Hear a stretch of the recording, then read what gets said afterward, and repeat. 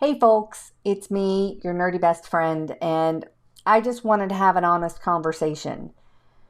So, in February, not kidding, my biggest problem was, gosh, which airplane loyalty am I going to stick with? Which airline loyalty program am I going to stick with? Because I'm not sure if these guys give me as much benefit as the others. Yeah, March happened. And by the middle of March, all of my in-person gigs were falling. They started in the spring, y'all know, spring, summer. Now people are pushing back things they were looking at for January and February. Nobody knows what's happening. And at first I was petrified. I didn't know if I'd ever work again. I didn't know if anybody would ever hire me again. If I wasn't on the stage being a presenter, making people laugh, what could I offer? And then people started hiring me almost immediately to do virtual events because everybody was transitioning. Everybody needed to give people things. And I started doing more events and more events. I had to ask myself, do I want to be a square head in a small box staring at a blue light by myself, hoping that people on the other end are laughing or are engaged? Or is the only life for me on the stage? It was a tough question, and I spent a lot of time thinking about it.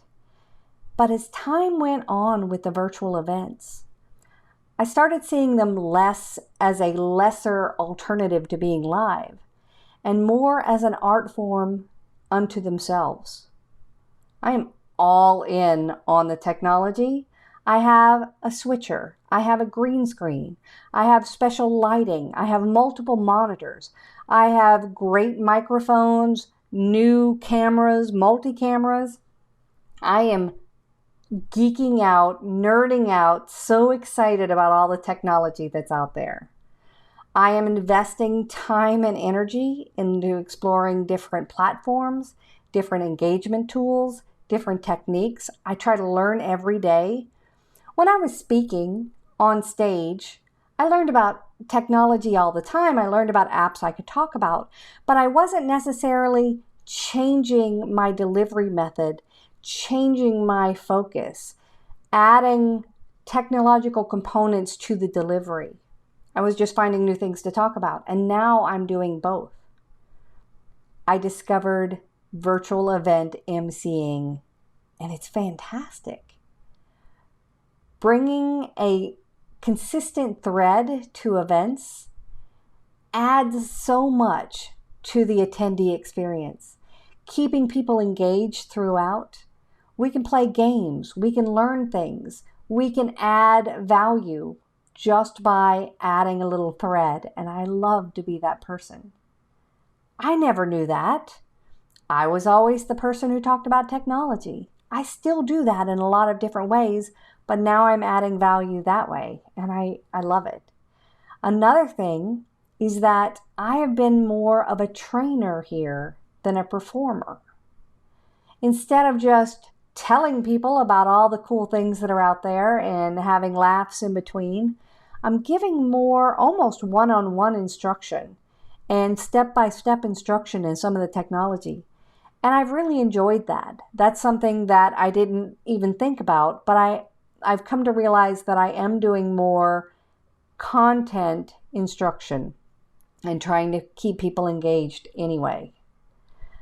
A couple of other areas, I'm doing a lot more live events. I'm doing a book club where every week we have a different lesson from one of my books, and we do a Facebook Live and connect with people and let them ask questions and get deeper into those topics. And we've made this community together. There are all kinds of things that are just brand new in this crazy world. So my honest conversation with you is that I am all in on these virtual events.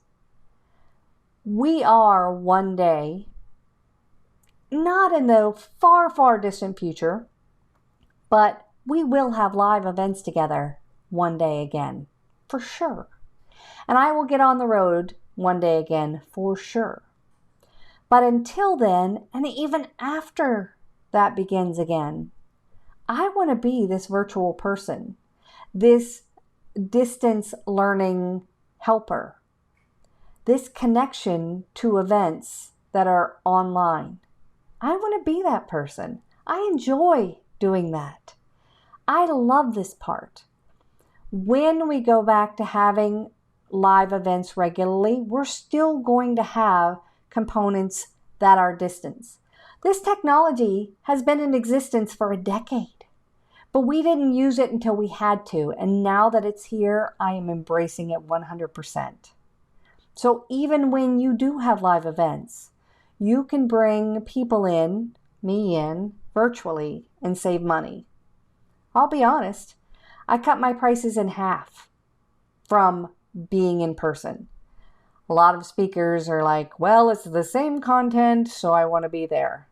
But there's a benefit to being able to be in my home and in my environment and not getting on a plane to speak to y'all. So that's what I'm going to do. You can save money if you want to keep using me for your live events by letting me come in virtually. And I'm going to keep adding value to my virtual presence as much as I can. So that's my confession. Just wanted to be honest with you that I like this. This is not a holding pattern until we get back on the stage. This is where I am. This is what I'm doing, and I love it. Bye.